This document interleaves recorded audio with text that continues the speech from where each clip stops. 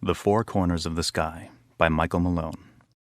Across the driveway, a tall woman with short, thick hair banged open the large doors of the barn. She called out to Annie's father. "Jack! Jack! Jack!"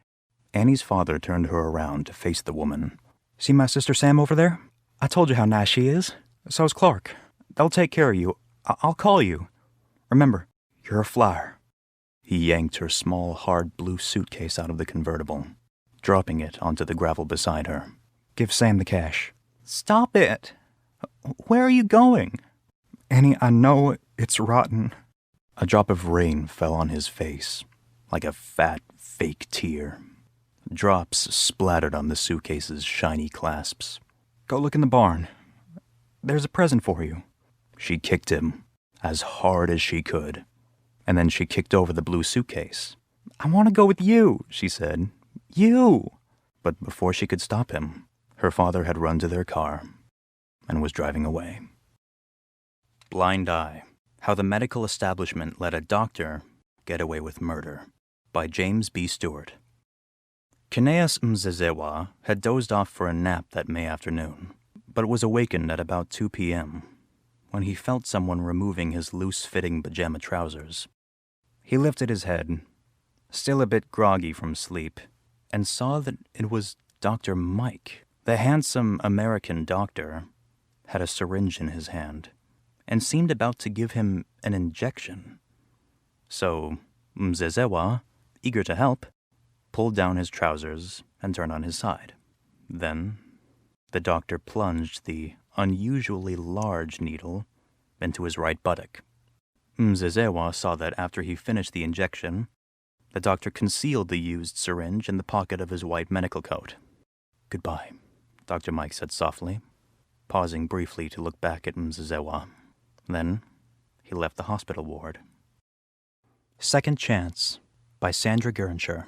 The timeless tale of a boy with autism and a shelter dog. I knew I had the lady eating out of my paw when she hugged and kissed me and asked if I wanted to be her new baby. She wasn't afraid when the shelter lady told her that I was a Rottweiler German Shepherd mix and that I was slightly mouthy for a 4-month-old puppy. Slightly mouthy? Was she telling her that I talk too much? The lady looked at me, took my head in her hands, and said, "Well, Chance, today's your day for a second one." A second what? Was I getting a new bone? A second bowl of food? What? A second what? The lady walked out of the pen and said to the shelter lady, "We want to adopt Chance." Adopt? Now there's a new word. I'm getting adopted, and a second something, all on the same day. Isaac's Storm. A Man, a Time, and the Deadliest Hurricane in History by Eric Larson. As Isaac listened, background noises came forward. One noise in particular. It was more than noise, really.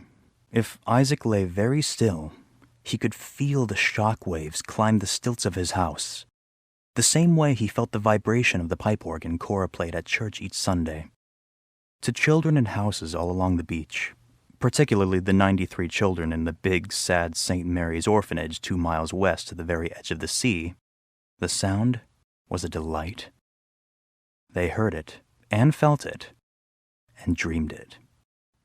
The Stranger We Keep by Amanda Kyle Williams.